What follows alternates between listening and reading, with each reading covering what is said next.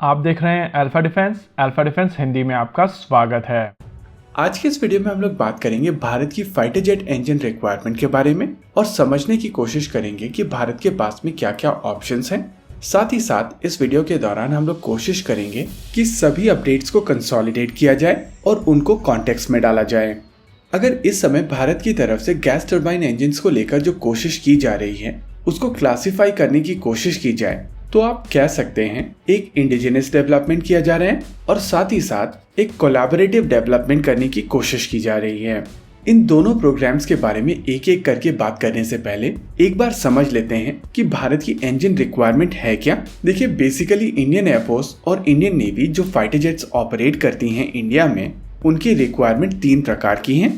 पहली रिक्वायरमेंट लगभग 85 kilo Newton thrust वाले इंजन की है। ये इंजन्स लाइट कॉम्बैट एयरक्राफ्ट तेजस मार्क 1, नेवल LCA और लाइट कॉम्बैट एयरक्राफ्ट तेजस मार्क 1A में यूज किए जाएंगे। फिलहाल के लिए जनरल इलेक्ट्रिक F404 इंजन का प्रयोग इस रिक्वायरमेंट के लिए किया जा रहा है। दूसरी कैटेगरी है 98 किलो न्यूटन थ्रस्ट जनरेट करने वाले इंजन को लेकर। ये engine LCA mark 2, twin engine deck based fighter और AMCA मार्क 1 में यूज किए जाएंगे। फिलहाल के लिए माना जा रहा है कि ये रिक्वायरमेंट जनरल इलेक्ट्रिक के F414 इंजन से पूर्ण की जाएगी। फाइनली बात आती है तीसरी कैटेगरी की।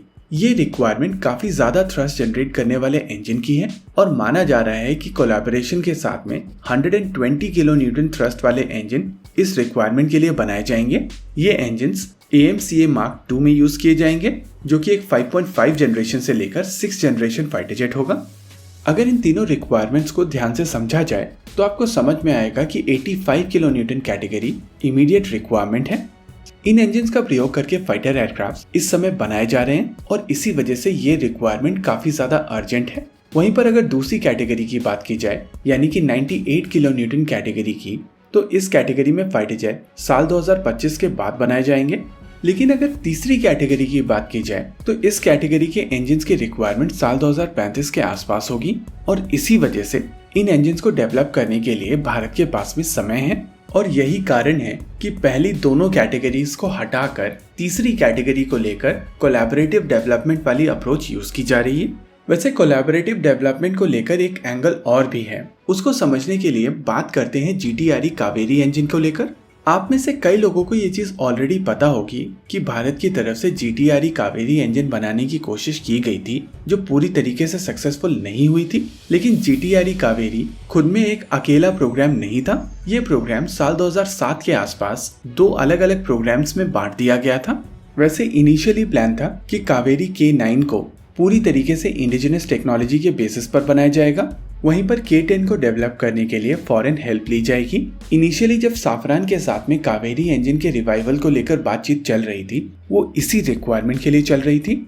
हालांकि रफाल डील के ऑफसेट के तहत साफरान का इंडिया में इन्वेस्टमेंट कमिटमेंट 250 मिलियन यूरोस का था, लेकिन कावेरी रिवाइवल के लिए एस्टिमेटेड रिक्वायरमेंट लगभग 750 मिलियन यूरोस की थी। यानी कि भारत सरकार को अपनी जेब से 500 मिलियन यूरोस इन्वेस्ट करने थे, जो भारत सरकार ने नहीं किए।